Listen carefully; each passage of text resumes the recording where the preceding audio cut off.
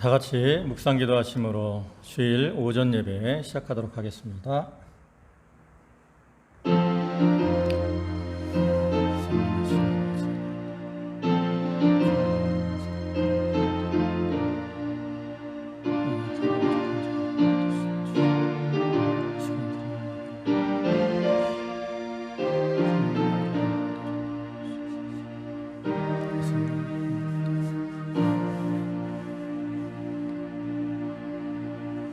하나님은 우리의 피난처시요 힘이시니 환난 중에 만날 큰 도움이시라. 그러므로 땅이 변하든지 산이 흔들려 바닷 가운데 빠지든지 바닷물이 흉흉하고 뛰놀든지 그것이 넘침으로 산이 요동할지라도 우리는 두려워 아니하리로다. 한 시내가 있어 나누어 흘러 하나님의 성 곧 지극히 높으신 자의 장막의 성소를 기쁘게 하도다. 하나님이 그 성중에 거하심에 성이 요동치 아니할 것이라. 새벽에 하나님이 도우시리로다. 아멘.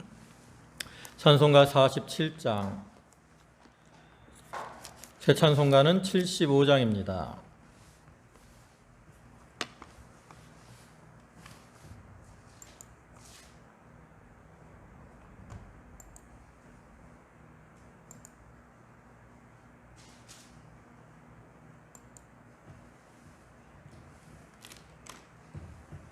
찬송가 47장, 새 찬송가 75장 찬송하겠습니다.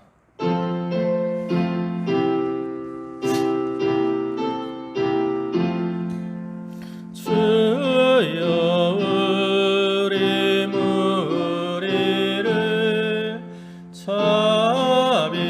자비하게 여기사 그 신복을 주시고 주의 얼굴 뵈소서. 주의 구원하심을 널리 알게 하시니 천하 만국 백성들 주께 찬송합니다. 주가 다스리시고 바른 심판하시니 나라들이 즐기며 기쁜 철회합니다. 땅에 나는 모든 것 주의 크신 은혜니 천하 만국 백성들 주께 찬송합니다. 하나님이 우리에게 복을 내려주시니 땅의 모든 만물이 주를 경외합니다.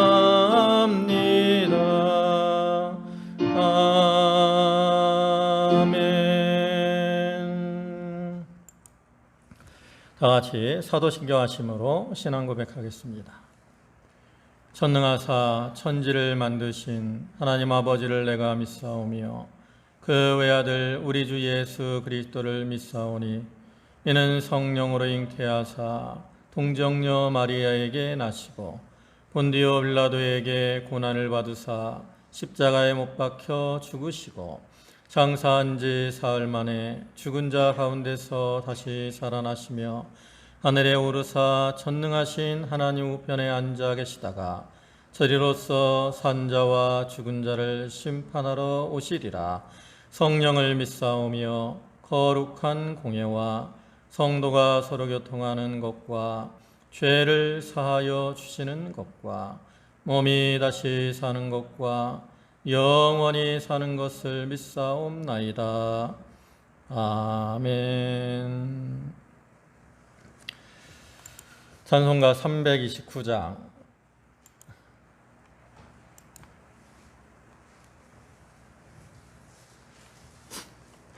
찬송가 329장, 새 찬송가는 537장입니다.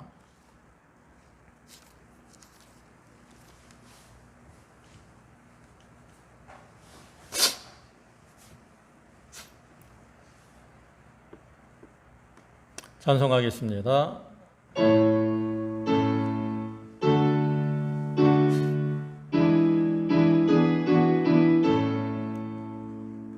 형제여 지체 말라 왜 거기서 방황하나 은혜를 입은 자 중에 주 너희를 드시려네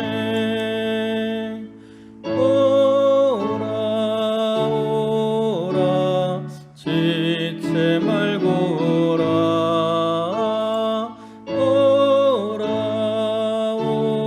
오라 지체 말고 오라 형제여 지체 말라 내 온몸을 드리어라 주 예수께 구원이 있고 또 영생을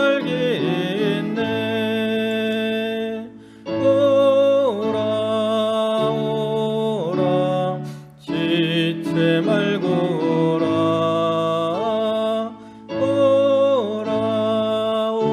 오라 지체 말고 오라 형제여 내 맘속에 늘 성령이 원하시네 왜 주님의 구원을 떠나 죄 가운데 살려 하나 오라 지체 말고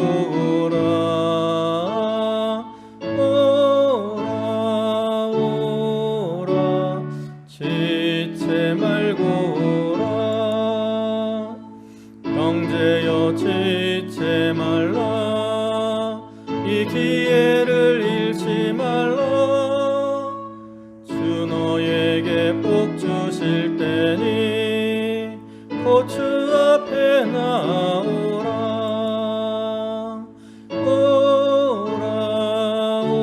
오라 지체 말고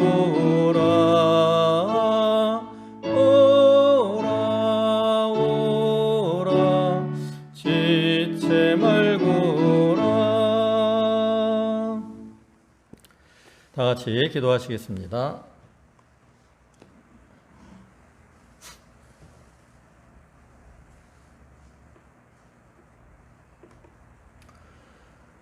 만유의 주가 되시고 우리들의 생사복을 주장하시는 주님께서 너희는 옷을 찢지 말고 너희 마음을 찢고 내게로 돌아오라고 저희를 권고하시는 은혜와 사랑에 감사를 드립니다. 아버지 하나님, 저희들이 하나님을 믿는다고 하면서 세상으로 향하고 하나님을 떠나 자행자제하며 내 뜻대로 행한 적이 많았습니다. 아버지 하나님, 그로 인하여 하나님께서 저희를 깨닫게 하시려고 여러 가지로 징계하시고 책망도 하시는데 주여 저희가 그러한 때에 그러한 고난을 우리에게 주시는 하나님의 뜻을 찾고 마음으로부터 죄를 원통히 여기며 진정으로 회개하되 또 저희가 마음을 모아 회개케 하시고 지도자들인 저희들이 먼저 하나님 앞에 회개할 수 있는 저희 성도들이 다 되게 하여 주시옵소서. 하나님께서 회개하는 자에게 긍휼을 주시되 기름과 곡물과 포도주를 주시는 것처럼 풍성한 은혜를 더하여 주시고 또 모든 환난에서 저들을 건져주실 것을 약속하셨사오니 주여, 저희가 하나님의 긍휼하심이 없으면 살아갈 수 없는 줄 알고 회개를 통해 하나님의 긍휼을 입는 그러한 성도들이 되게 하여 주시옵소서. 아버지 하나님, 오늘도 저희가 이렇게 주님 전에 모여서 함께 예배하지 못하고 멀리 떨어져서 온라인으로 예배를 드리는 가운데 있습니다. 저희가 이렇게 함께 모여 예배를 드리지는 못하지만 이 시간 하나님 앞에 예배할 때에 저희의 심령이 하나 되게 하시고 또 저희가 하나됨을 위하여 좀 더 간절히 부르짖는 성도들이 되게 하여 주시옵소서. 저희의 회개를 통해서 하나님이 이제 그 기도에 응답하셔서 이 코로나19로 인한 모든 어려움을 이기게 하시고 코로나의 확산이 진정되게 하시고 그리하여 저희가 다시 하나님 앞에 함께 모여 예배를 드릴 수 있는 그러한 은총을 더하여 주시옵소서. 이 시간에도 주께서 저희 가운데 함께 하시고 저희의 드리는 예배를 받아주시며 성령의 은혜와 은총으로 저희 가운데 충만케 채워주시옵기를 간절히 바라옵고 원하오며 모든 말씀 예수님의 이름으로 기도 올리옵나이다. 아멘.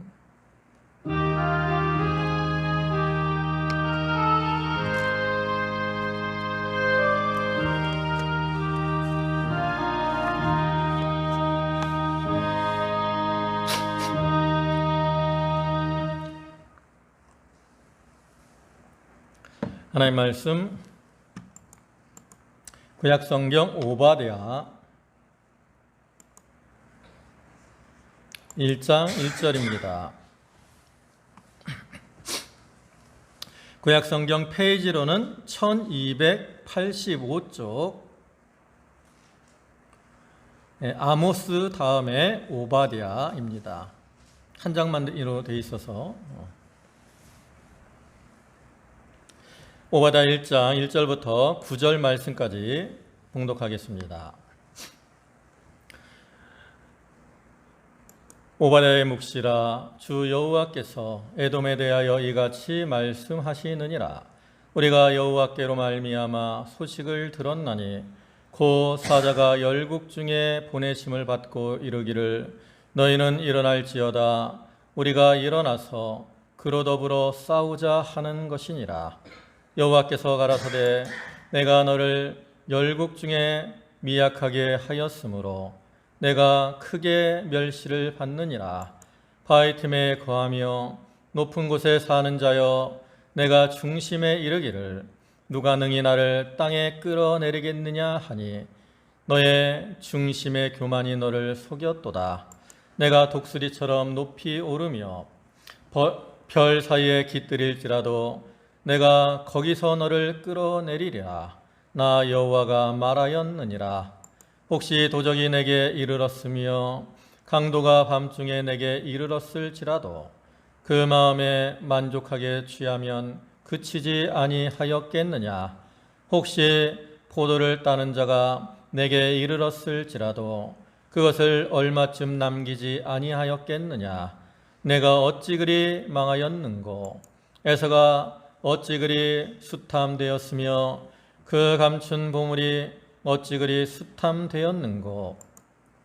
너와 약조한 자들이 다 너를 쫓아 변경에 이르게 하며 너와 화목하던 자들이 너를 속이고 이기며 내 식물을 먹는 자들이 내 아래 함정을 베푸니 내 마음에 지각이 없음이로다. 나 여호와가 말하노라. 그날에 내가 에돔에서 지혜 있는 자를 멸하며 에서의 산에서 지각 있는 자를 멸하지 아니하겠느냐. 드마나 내 용사들이 놀랄 것이라. 이로 인하여 에서의 산의 거민이 사륙을 당하여 다 멸절되리라. 아멘. 예, 오늘 오바댜 1장 1절부터 9절까지 말씀을 보셨는데 그 중에 3절을 보시면 너의 중심의 교만이 너를 숙였도다 라고 말씀하고 있고, 또 이것을 개역개정에서는 너의 마음의 교만이 너를 숙였도다 라고 번역을 했는데, 이 말씀을 근거로 해서 마음의 교만을 버려야 합니다 라는 제목으로 함께 은혜를 나누고자 합니다. 우리가 이 시간 이렇게 온라인으로 예배를 드리고 있지만, 이 시간 이 자리에 예배하는 모든 성도들 위해 하나님의 은혜가 함께하기를 소망합니다. 이 본문의 말씀인 오바댜서는 구약 성경 중에 가장 짧은 한 장으로 이루어진 말씀이며, 또 아수르에 대한 심판을 예언하고 있는 나훔서와 같이 이방에 대한 하나님의 심판을 경고하고 있는 말씀입니다. 그래서 이 오바댜서를 보면 이스라엘이나 유다에 대한 심판을 경고한 다른 성경들과는 다른 특징이 있는데, 그것은 바로 회개에 대한 촉구가 없이 오로지 하나님의 심판만을 기록을 하고 있다는 것이죠. 즉, 하나님께서 에돔의 교만과 죄악을 지적하시면서 그러한 교만함과 죄로 인해서 에돔에게 긍휼 없는 심판을 내리시겠다라고 경고를 하고 있는 거예요. 오늘 본문에 나타난 이러한 에돔에 대한 심판의 경고는 오늘날 이 시대를 살아가는 우리를 향한 경고의 말씀이라고 할 수 있습니다. 왜냐하면 에돔은 이방을 상징하기도 하지만 또 야곱의 형제인 에서의 후손들로서 세속적인 교회를 상징하기도 하기 때문이죠. 그래서 하나님께서 에돔에게 이처럼 내리신 경고의 말씀은 세상과 교회를 향한 하나님의 경고의 말씀으로서 우리가 에돔과 같이 교만한 마음으로 행하면 하나님의 심판이 임하게 됨을 교훈하고 있는 겁니다. 야고보 4장 6절을 보시면 그러나 더욱 큰 은혜를 주시나니 그러므로 일렀으되 하나님이 교만한 자를 물리치시며 겸손한 자에게 은혜를 주신다 하였느니라 했습니다. 이와 같이 하나님은 교만한 자를 싫어하시기 때문에 그들을 멀리 물리치시고, 이렇게 하나님께 교만한 자들은 버림을 당하게 되고 마는 거죠. 그리고 이렇게 하나님께 버림을 당했기 때문에 교만한 자들은 결국 멸망할 수밖에 없다라는 거예요. 그래서 잠언 18장 2절에서는 사람의 마음의 교만은 멸망의 선봉이요 겸손은 존귀의 앞잡이니라 라고 하신 것은 이러한 교만한 자들의 결국을 보여주는 것이죠. 우리가 살아가는 이 세상은 말세가 되면 될수록 점점 사람들의 마음이 교만해지는 시대가 되어갑니다. 디모데후서 3장 1절과 2절을 보시면 내가 이것을 알라 말세에 고통하는 때가 이르리니 사람들이 자기를 사랑하며 돈을 사랑하며 자긍하며 교만하며 회방하며 부모를 거역하며 감사치 아니하며 거룩하지 아니하며 그랬습니다. 여기서 말씀하는 것처럼 사람들이 자기를 사랑하는 것이나 또 자긍하는 것, 감사치 아니하는 이러한 모습들은 모두 다 교만한 자들의 모습을 보여주는 것으로서 이와 같이 사람들이 교만하게 행하니까 하나님께서 그들을 징계하시고 그러한 징계로 인해서 고통을 당하게 된다라는 거죠. 현재 우리가 당하는 이 코로나19로 인한 고통의 상황도 우리의 교만함으로 인한 고통의 모습이라고도 할 수 있습니다.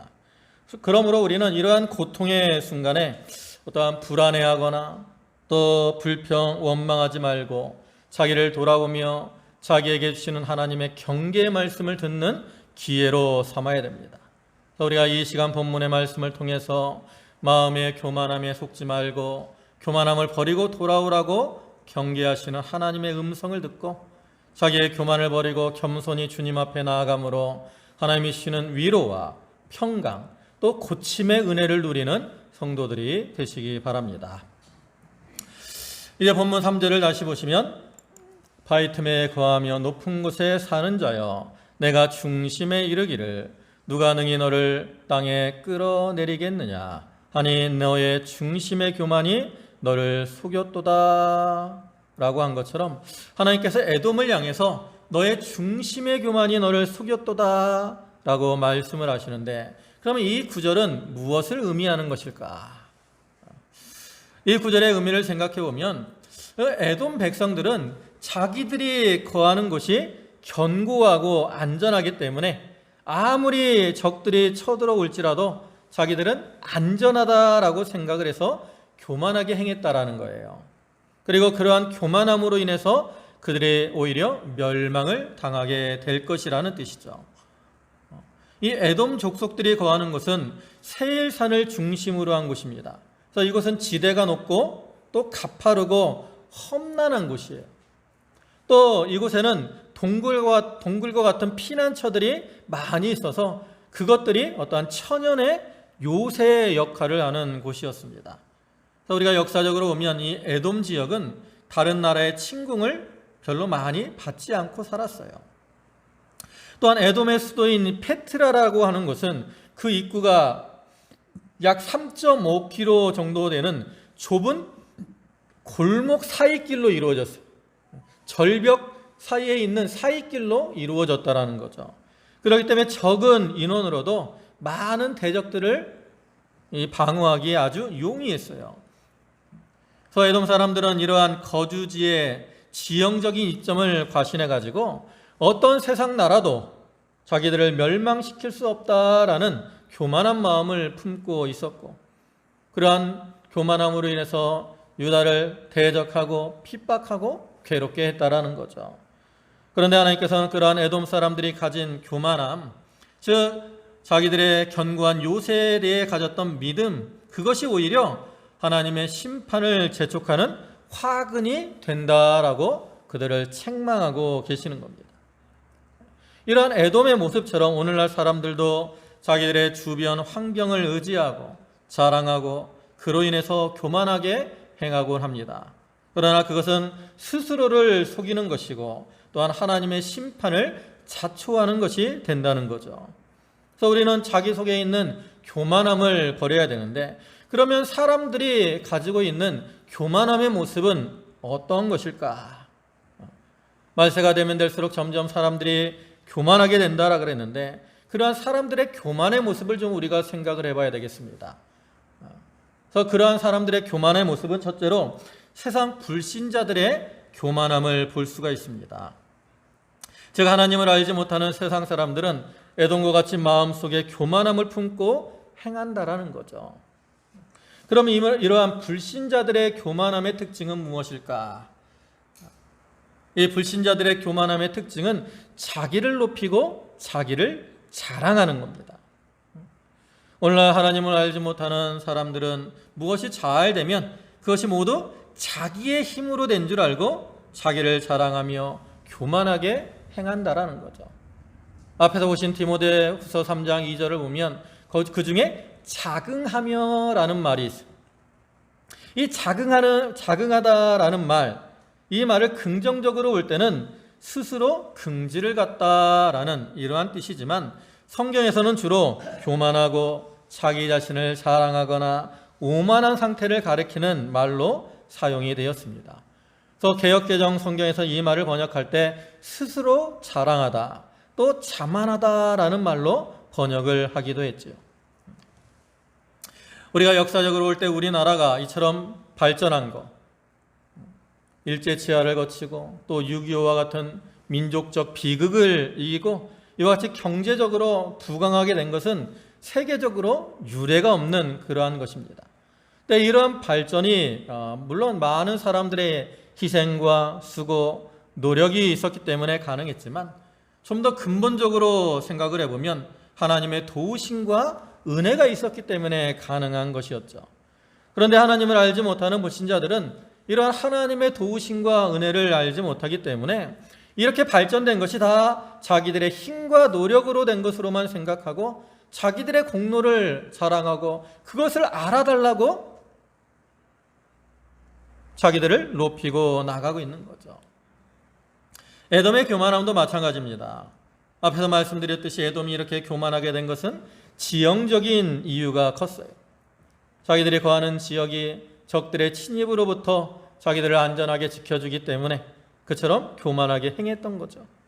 그러면 이 에돔이 그러한 위치를 차지하게 된 것은 누구의 힘으로 된 것일까요?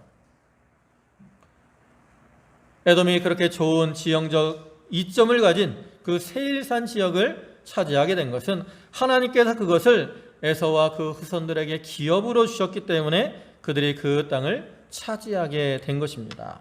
신명기 2장 5절을 보면 그들과 다투지 말라.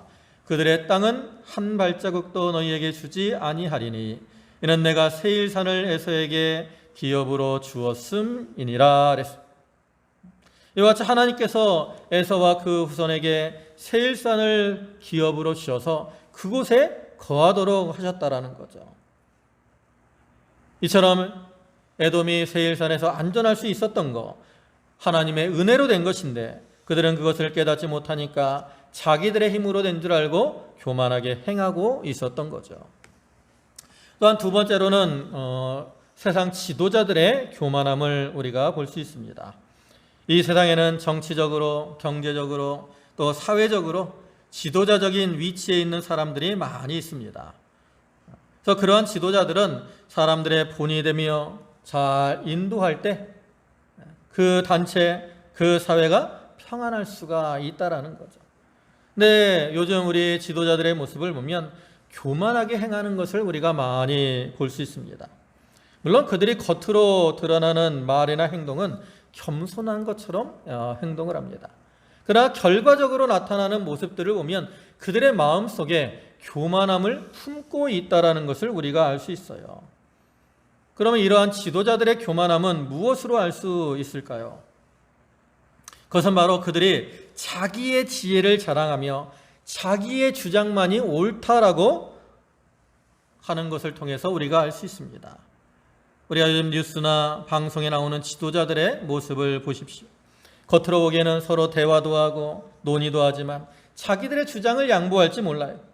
또 그들은 어떠한 문제가 생겼을 때 그것에 대해서 자기들의 잘못을 인정하고 사과하기보다는 변명과 핑계를 일삼는 것을 많이 볼 수 있습니다. 이러한 모습들이 바로 그들의 마음속에 교만함이 가득 차 있다는 것을 나타낸다라는 거죠. 그런데 이러한 지도자들의 교만함은 백성들에게 큰 영향을 미쳐서 백성들도 잘못된 길로 행하게 할 때가 많아요. 그렇기 때문에 하나님은 이 지도자들의 교만함과 잘못에 대해서 더욱 엄격하게 책망도 하시고 징계도 하시는 거죠. 우리가 성경에 나타난 몇 가지 예를 보면 첫째로 출애굽기에 나오는 애굽왕 바로의 모습을 볼 수 있습니다. 애굽왕 바로는 출애굽 당시에 그 지역을 지배하는 강대국의 왕이었어요. 그렇기 때문에 바로는 속으로 자기가 최고다 하는 그러한 교만한 마음이 있었습니다.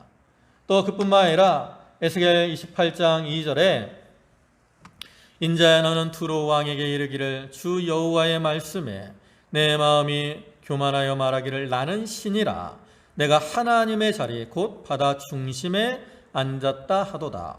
내 마음이 하나님의 마음 같은 채 할지라도 너는 사람이요 신이 아니오늘 그랬어요. 여기 보면 두로 왕이 뭐라 그럽니까? 나는 신이라 내가 하나님의 자리 곧 바다 중심에 앉았다라고 말을 한다라는. 그래서 이와 같이 고대 왕들은 자기들을 신이라고 또 신의 아들들로 여기고 나갔어요. 그러니까 바로도 마찬가지라는 거죠. 자기를 신으로 여기고 나갔기 때문에 그 마음의 교만함이란 이루 말할 수가 없었다는 것이죠. 또 바로는 하나님께서 모세를 통해서 이스라엘 백성들을 보내라고 하시는 말씀을 무시합니다. 또 그로 인해 이 애굽에 10가지 재앙이 임하게 되는데 이러한 재앙이 내릴 때에도 그는 일시적으로는 교만함을 버리는 듯했지만 재앙이 지나간 후에는 다시 마음이 교만하고 강팍해져서 자기의 생각을 버리지 않았어요. 이러한 교만함으로 인해서 바로는 결국 이스라엘 백성들을 추격하다가 홍해에 빠져 죽고 말았고 또 많은 군사를 잃어버린 그 왕조는 멸망을 당하고 말게 된 거죠. 또 이스라엘의 초대 왕인 사울의 모습도 마찬가지입니다. 그가 왕이 되기 전에는 자기를 낮추고 겸손하게 행했습니다. 그렇기 때문에 하나님께서 그에게 기름을 부어서 이스라엘의 초대 왕으로 삼으셨지만 그가 왕이 된 다음엔 어떻게 됩니까? 마음이 교만해져서 하나님의 말씀을 불순종하고 또 자기를 높이고 나갔어요. 그 결과 그는 하나님께 버림을 당하고 말았다는 거죠. 로마서 13장 1절을 보시면 각 사람은 위에 있는 권세들에게 굴복하라. 권세는 하나님께서 나지 않음이 없나니 모든 권세는 다 하나님의 정하신 바라 그랬어요. 이와 같이 하나님께서 세상의 지도자들을 세우시고 그들을 통해서 백성들을 잘 인도하도록 하셨는데 그러한 지도자들이 교만함으로 자기의 역할을 제대로 감당하지 못하면 결국에는 하나님의 징계를 당하게 되고 마는 거죠. 오늘 본문에도 자세히는 나오지 않지만 애굽의 이 지도자들도 교만하게 행했을 가능성이 많이 있습니다. 왜냐하면 8절을 보시면 그것을 우리가 조금 느낄 수 있어요. 본문 8절을 보시면 나 여호와가 말하노라 그날에 내가 에돔에서 지혜 있는 자를 멸하며 에서의 산에서 지각 있는 자를 멸하지 아니하겠느냐 그랬어요. 여기 보면 하나님께서 에돔에서 지혜 있는 자, 또 지각 있는 자를 멸하신다 그랬는데 여기서 말하는 지혜 있는 자, 또 지각 있는 자는 바로 에돔의 지도자들을 가리키는 거예요. 그래서 이 에돔의 지도자들이 자기의 지혜를 자랑하고 자기의 지각을 자랑하면서 교만하게 행했다라는 거죠. 근데 이처럼 자기의 지혜를 자랑하고 자기의 지각을 자랑하고 교만하게 행하는 자들은 그들에게 하나님의 심판이 임하게 되는 거예요. 이사야 5장 21절을 보시면 스스로 지혜롭다 하며 스스로 명철하다 하는 그들은 화 있을진저라고 했습니다. 이와 같이 자기를 지혜롭다 여기고 스스로 명철하다 하고 교만하게 행하면 하나님의 징계가 임하는, 어느 시대나 지도자들이 자기의 지혜를 자랑하며 교만하게 행하며 잘못된 길로 빠지기 쉽고 그로 인해서 고통과 괴로움에 처하게 된다는 것을 우리가 기억해야 되겠습니다. 그래서 우리는 이 지도자들을 위해서 참 기도를 좀 많이 해야 돼요. 지도자들이 교만해지지 않도록 온유와 겸손함으로 하나님의 뜻을 따라 백성을 잘 인도할 수 있도록 기도를 좀 많이 해야 되겠습니다. 그리고 이제 또 세 번째 교만의 모습은 바로 교회의 교만함을 우리가 볼 수 있습니다. 사실 이러한 교만 중에 가장 문제가 되는 것은 바로 교회와 하나님의 백성들의 교만함이죠. 본문에서도 말씀드렸지만 에돔은 에서의 형제들로서 이스라엘과 형제 관계에 있는 나라고 영적으로는 이 에돔은 세속화된 교회를 가리키는 것이라고 했어요. 그래서 여기서 말하는 에돔의 교만은 결국 교회의 교만을 의미하기도 한다라는 거죠. 그래서 어느 시대나 교회가 교만하게 행하면 하나님의 책망과 심판을 면할 수가 없습니다. 구약시대 이스라엘 백성들이 교만해져서 하나님을 떠나고 자기들의 뜻대로 행할 때 그 가운데 하나님의 징계가 임했습니다. 사사기 21장 25절을 보시면 그때 이스라엘의 왕이 없으므로 사람이 각각 그 소견에 옳은 대로 행하였더라. 사사시대에 하나님께서 사사들을 통해서 이스라엘 백성들에게 하나님의 뜻을 알려주시고 그들을 인도하시고 보호해 주셨지만 이처럼 이스라엘 백성들은 하나님을 떠나서 자기 소견에 옳은 대로 행하기를 좋아했다라는 거죠. 그러면 이스라엘 백성들이 이처럼 자기 소견대로 행한 결과가 뭡니까? 바로 하나님께서 사사기에 나타난 것처럼 여러 나라들을 통해서 그들을 치시고 징계하신 거라는 거죠. 예수님 당시에 이 유대인들도 마찬가지입니다. 그들은 구약시대부터 자기들을 하나님의 택한 백성이라고 하는 그러한 자부심을 가지고 있었습니다. 그런데 그러한 자부심이 오히려 교만함이 되어서 다른 사람들을 멸시했다라는 거죠. 특히 이 유대의 지도자들이었던 제사장들이나 바리새인, 서기관들은 더했어요. 그래서 그들은 자기들의 혈통, 지식, 행위들을 자랑하면서 자기들을 구원하기 위해 오신 예수 그리스도를 배척하고 멸시했다라는 거죠. 예수님께서 귀한 말씀을 통해서 그들을 교훈하시고 여러 가지 이적과 기사를 통해서 자신이 하나님의 아들이심을 그들에게 나타내 보여주셨지만 그들은 자기 마음속에 있는 그러한 교만함으로 인해서 예수님을 배척했고 마침내는 예수님을 핍박하며 십자가에 못 박아 죽이고 말았던 거예요.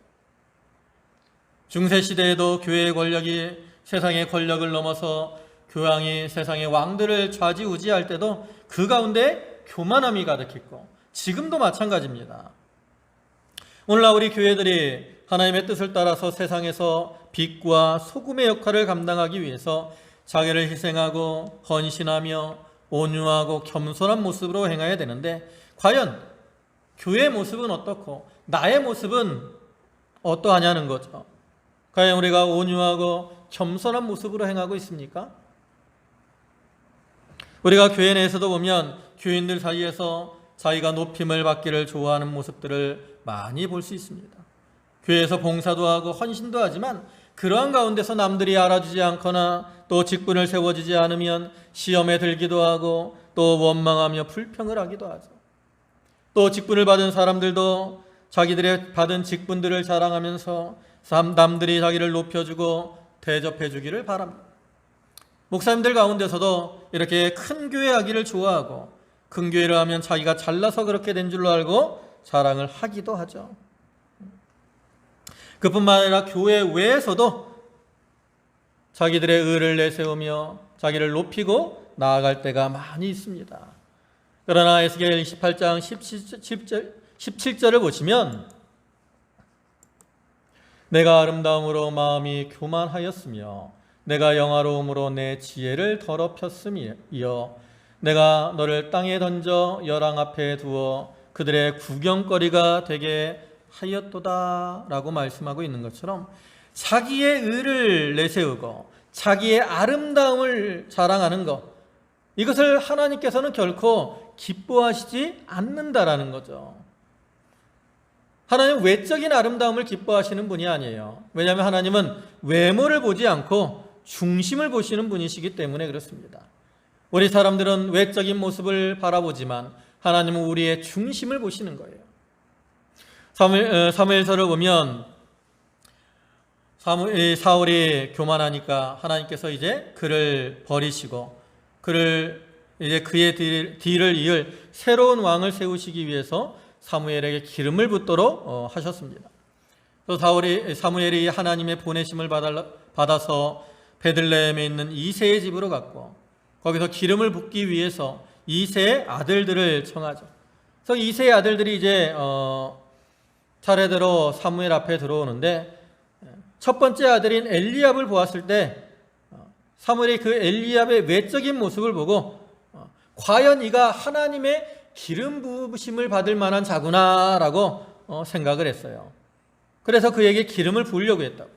그런데 하나님께서는 그러한 사무엘을 향해서 아니다, 내가 그를 버렸다라고 말씀하시면서 기름을 붓지 말라고 하시죠. 여러분, 우리가 알다시피 사무엘이 얼마나 훌륭한 선지자입니까? 근데 그러한 사무엘조차도 사람의 외모를 보고 판단을 한다라는 거죠. 그처럼 오늘날 우리도 어떠한 겉으로 드러나는 모습을 가지고 사람들을 판단할 때가 많은데 하나님 우리와 달리 중심을 보시는 분이시기 때문에 그 마음 중심에 교만함이 있으면 그러한 자를 결코 기뻐하시지 않는 거죠. 사실 사단도 외적으로 볼 때는 아름다운 모습으로 자기를 꾸미고 나올 때가 많이 있습니다. 고린도후서 11장 14절을 보시면 이것이 이상한 일이 아니라 사단도 자기를 광명의 천사로 가장하나니. 사단은 우리 인간들이 부족함을 알아요. 사람들은 겉으로 보고 판단을 하는구나, 이걸 사단이 알고 있다고. 그렇기 때문에 외적으로 이렇게 광명한 천사와 같이 아름답게 자기를 꾸미고 나와서 사람들을 미혹한다라는 거죠. 과거에는 사단이 성도들을 넘어뜨리려고 할 때 큰 환난과 핍박을 통해서 육체를 괴롭게 함으로 넘어뜨리려고 했어요. 그러나 오늘날에 나타나는 사단의 역사를 보면 물론 환난과 핍박을 통해서도 넘어뜨리려고 할 때도 있습니다. 그러나 외적인 아름다움, 외적인 풍요로움, 이런 것들을 통해서 미혹하고 넘어뜨리려고 하는 거죠. 즉 대중문장의 화려하고 아름다움이나 물질의 풍요로움 등을 통해서 성도를 미혹하고 또한 그것을 통해서 사람들의 마음을 교만하게 해서 우리를 넘어뜨리려고 또 실족해 하려고 하는 거예요. 여러분, 사단이 왜 사단이 되었습니까?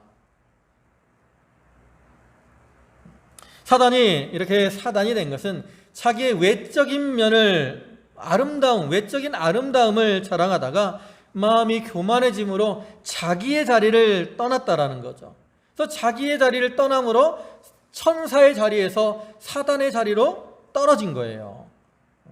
유다서 1장 6절에 그것을 말씀하잖아요.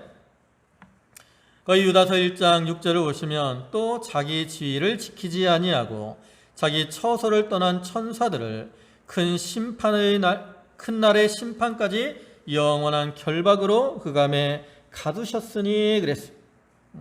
여기서 자기의 지위를 지키지 아니하고 자기의 처소를 떠난 천사들은 누구를 가리키는 거예요? 바로 마귀와 사단을 가리킨다. 이와 같이 사단이 자기의 지위, 자기의 처소를 떠나니까 하나님께 버림을 당했고 사단이요 마귀가 되고 말았어요. 오늘날에도 교회가 자기의 지위를 지키지 아니하고 교만하게 행하면 우리 가운데 하나님의 징계가 임하게 된다는 것을 우리는 분명히 기억해야 됩니다. 교회가 하나님의 자기의 자리를 지키지 않으면 뭐가 돼요? 이단이 되는 거예요. 이단이. 여러분, 오늘날 많은 이단들이 나와서 우리 성도들을 미혹하고 있습니다.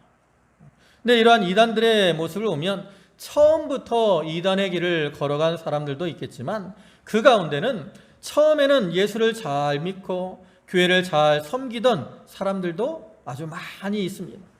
그럼 왜 이들이 이단에 빠지게 되었을까요? 바로 그 마음의 교만함 때문이라는 거죠. 요즘은 신천지나 구원파 또 여호와 증인 같은 이단들이 많이 활동을 하는데 전에는 전도관이라고 하는 그러한 이단이 있었어요. 요즘은 천부교라고 합니다. 천부교라고 이름을 바꿔서 활동을 하고 있고 또 이 집단의 사람들이 모인 곳이 신앙촌이라는 곳이에요. 그래서 제가 어렸을 때 이제 서울의 명륜동이라는 곳에 살았는데 그곳에도 이 전도관 예배당이 하나 있었어요. 아주 하얀 건물로 그 벽에 비둘기 형태가 비둘기가 이제 그 감람잎을 물고 있는 비둘기 그림이 그려져 있는 그러한 예배당. 저도 아주 어렸을 때 친구 따라서 거기서 행사를 한다 그래서 한번 갔던 기억이 있는데 거기서 뭘 했는지는 기억이 없지만 한번 갔던 기억이 어렴풋이 납니다. 근데 이 천부교의 창시자가 누구냐면 박태선이라는 사람인데 이 박태선이라는 사람은 원래 교회 장로였어요. 어렸을 때부터 교회를 다녔고 이제 일제시대니까 많은 괴로움을 당해서 자살을 하려고 하다가도 그 어렸을 때 들었던 자살하면 지옥 간다라는 그런 말 때문에 자살하지 못하고 그러다가 이제 좀 일본에서 사업을 하다가 다시 이제 해방이 되고 우리나라 돌아왔는데 그가 청년 때 많은 신앙의 체험을 했어요. 성령이 받는 그러한 체험도 하고 그래서 교회에서 봉사도 열심히 하고 또 전도도 열심히 많이 했습니다. 또 그 후에는 장로가 됐는데 그때는 또 이렇게 성령이 뜨거워갖고 부흥 집회도 많이 했다고. 그래서 그 박태선 씨의 별명이 불의 사자라고 하는 그러한 별명이 있었어요.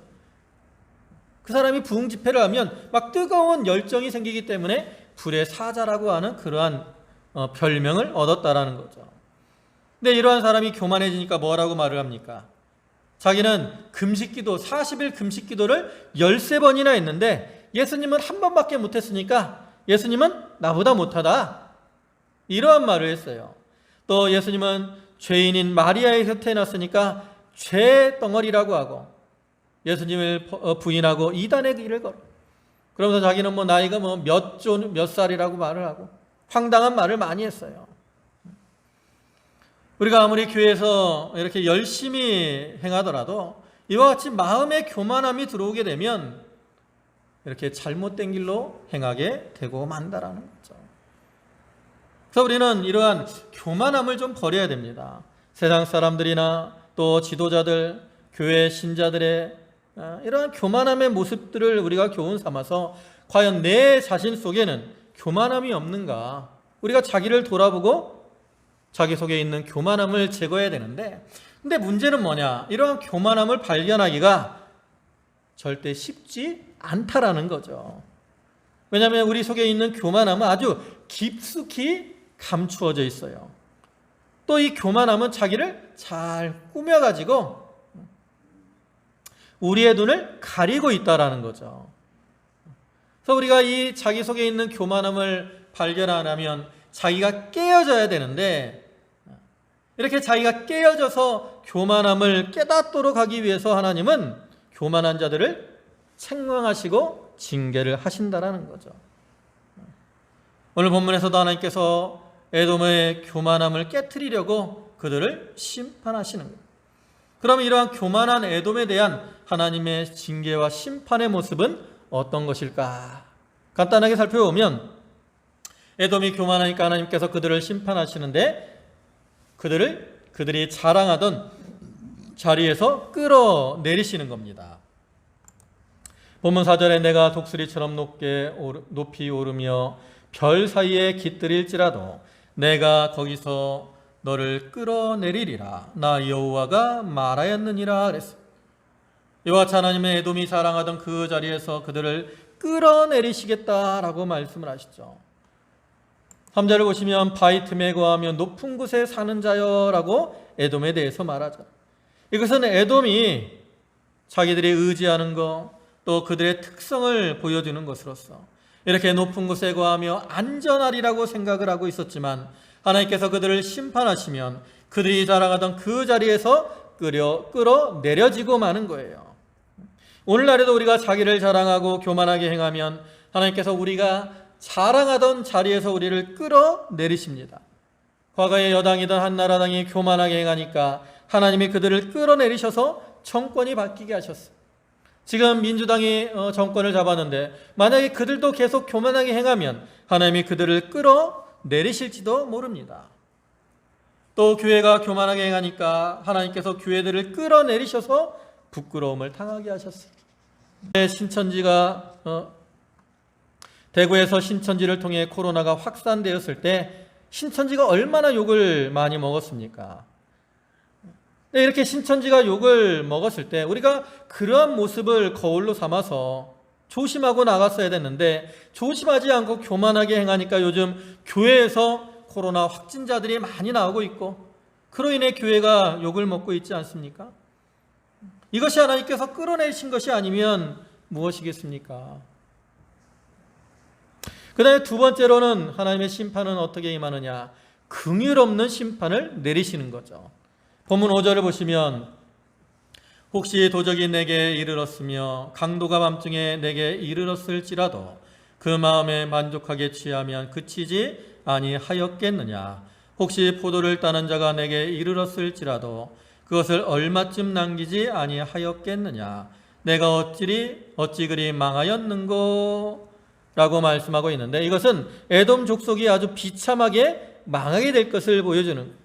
우리가 보통 밤에 강도나 도적이 들어와도 모든 걸 다 훔쳐가는 게 아니잖아요. 만족할 만큼만 훔쳐가고 취하면 그치는 거예요. 또 포도원에서 농부가 포도를 딸 때도 모든 것을 다 따는 게 아니라 상품성이 없는 것들은 남겨두기도 하죠. 그러나 에돔을 치러오는 원수들은 하나도 남김없이 다 빼앗아가고 그들을 멸망케 한다라는 거예요. 이와 같이 교만한 자에 대한 하나님의 심판이 강하게 임하게 되는 거죠. 이제 말씀을 마무리하겠습니다. 하나님께서는 에돔의 중심의 교만을 책망하시고 그 교만함으로 인해 그들을 징계하셨는데, 오늘날에도 하나님 우리의 교만함을 보시고 우리를 책망하시고 징계하십니다.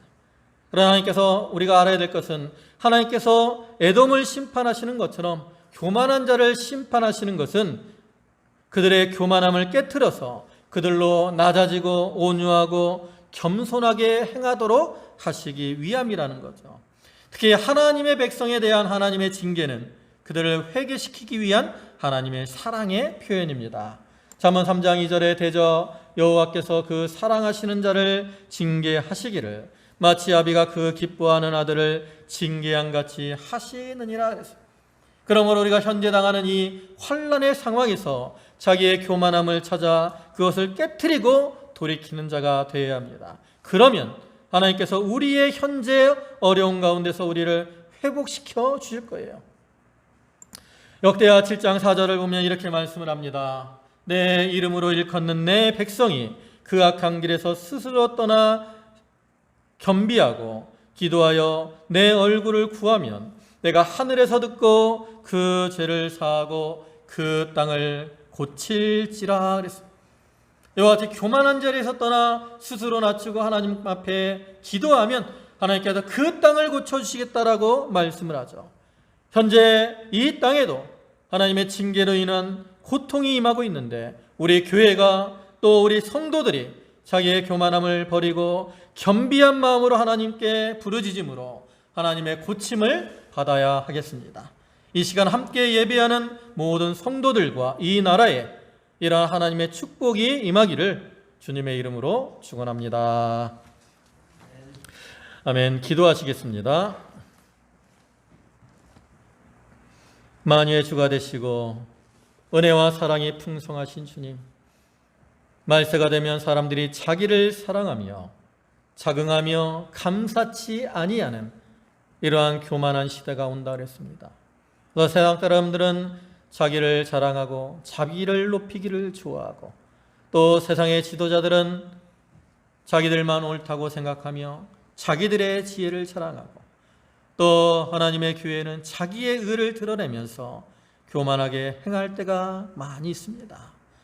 하나님께서 에돔의 그 중심의 교만함이 자기를 속였도다라고 하신 것처럼 이러한 교만함이 우리를 속여서 스스로를 넘어뜨리게 하는데 아버지 하나님, 저희가 이러한 어려움 중에 자기의 교만함을 찾게 하시고 그 교만함을 깨트리게 하시고 회개하고 돌이킴으로 하나님이시는 회복의 은혜를 입는 그러한 성도들이 되게 하여 주시옵소서.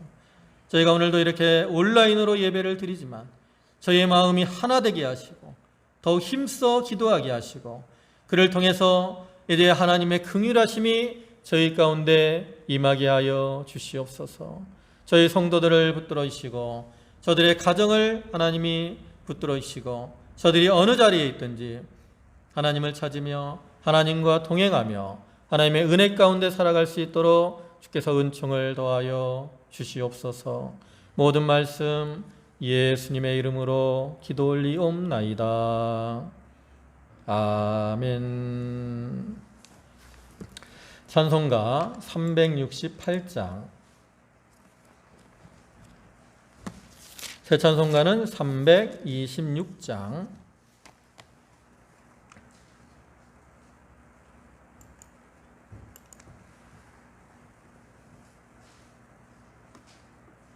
찬송가 368장, 새 찬송가는 326장입니다. 찬송하겠습니다.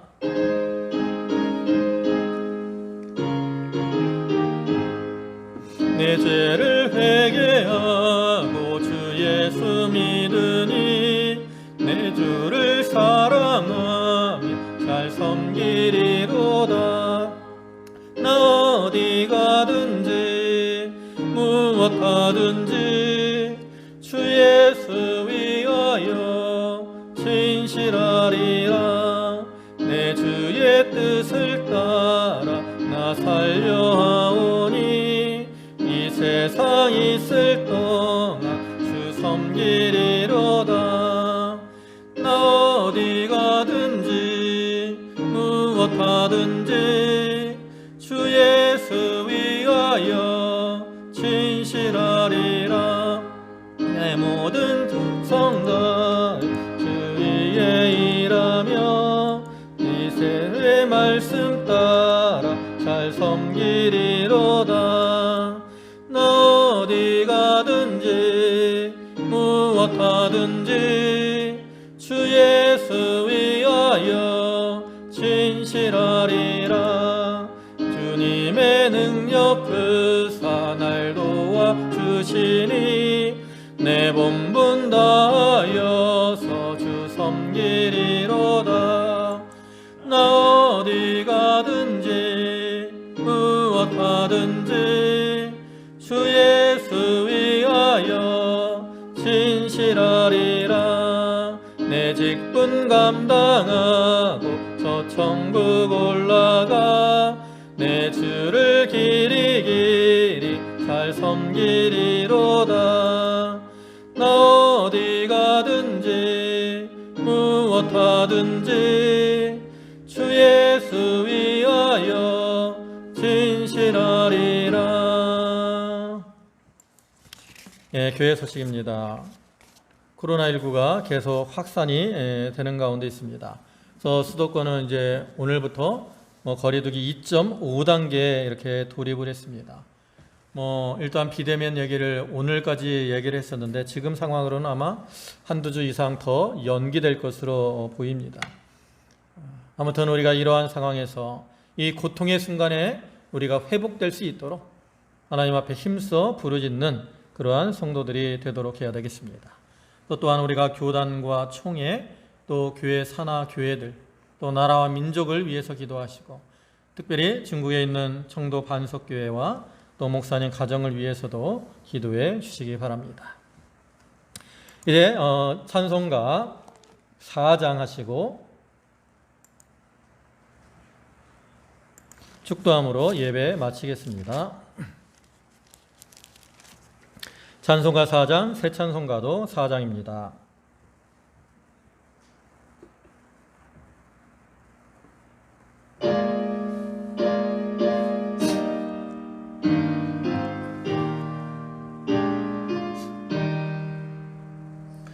성부, 성자와 성령 영원히 영광 받으옵소서. 대초로 지금까지 또 영무궁 영광 영광 아멘 아멘. 기도하겠습니다.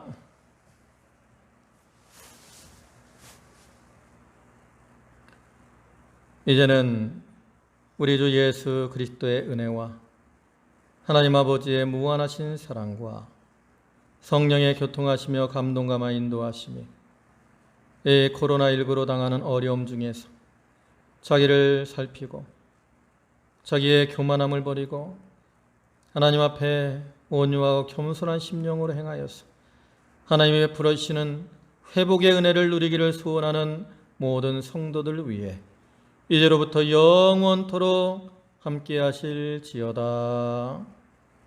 아멘.